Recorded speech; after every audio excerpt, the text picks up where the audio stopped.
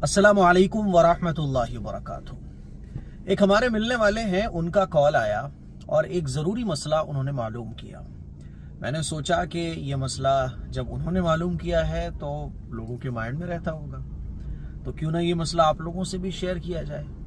उन्होंने मुझसे पूछा कि मुफ्ती साहब, मियाँ बीवी एक दूसरे से मुलाकात करते हैं, अब वो दोबारा मुलाकात करना चाहते हैं, तो क्या गुस्ल करना ज़रूरी है? अगर गुस्ल किए बगैर मियाँ बीवी दोबारा मुलाकात करना चाहें तो क्या कर सकते हैं? तो इस मसले को आप लोग अच्छे तरीके से समझ लें। देखिए, हदीस से ये बात पता चलती है कि एक मर्तबा मियाँ बीवी जब मिल लें तो बेहतर ये है, अफजल ये है, बेहतर और अफजल ये है। जब मैं बोला करूँ ना, और जब हदीस में आप सुने कि बेहतर ये है, अफजल ये है, इसका मतलब ये है कि आपको इख्तियार है कि आप अमल भी कर सकते हैं, अमल ना भी करें तो भी जायज़ है। तो बेहतर और अफजल ये है, हदीस से पता चलता है कि एक मर्तबा जब मियाँ बीवी मुलाकात कर ले तो फिर गुस्ल कर ले, ये अफजल है। ठीक है, अच्छा, लेकिन अगर गुस्ल ना करें तो हदीस से पता चलता है कि कम अज कम इतना तो एटलीस्ट कर ही ले कि अपनी शर्मगाह को साफ कर ले। क्योंकि मियाँ बीवी जब एक दूसरे से मुलाकात करते हैं तो दोनों की शर्मगाहों से जो मादा निकलता है तो जाहिर है वो निजासत है, तो उससे बॉडी के पार्ट्स जो है ना वो उसमें लग जाती है निजासत। इसीलिए हदीस में ये बताया गया कि अगर आप गुस्ल नहीं कर सकते तो एटलीस्ट इतना कर लो कि अपनी शर्मगाहों को वॉश कर लो, धो लो, फिर दोबारा मुलाकात कर सकते हैं।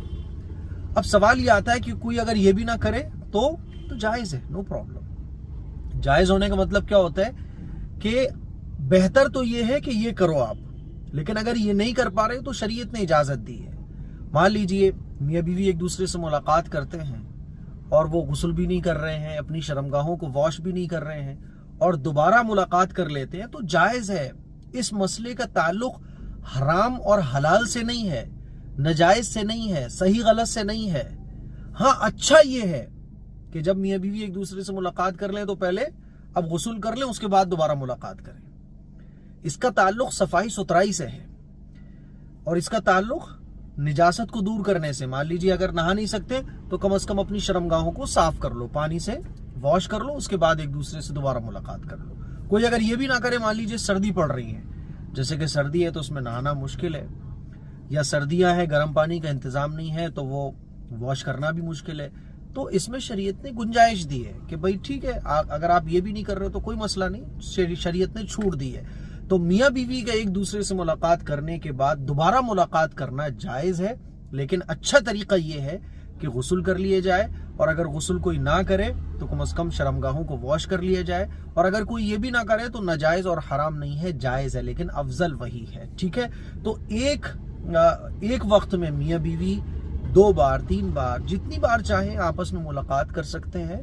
गुस्ल करना और शर्मगाहों को धोना ये अच्छा तरीका है कि इस पर अमल कर लिया जाए तो बहुत अच्छी बात है, लेकिन अगर कोई अमल नहीं करता है सुस्ती की वजह से या सर्दी की वजह से तो शरीयत ने इसमें इजाज़त दी है। ये मसला मैंने उनको भी समझाया। मुझे उम्मीद है कि आपको भी ये मसला बहुत अच्छे तरीके से समझ आ गया होगा। इस क्लिप को शेयर करें, दूसरों तक पहुँचाएँ। अस्सलामु अलैकुम वरहमतुल्लाहि वबरकातुहू।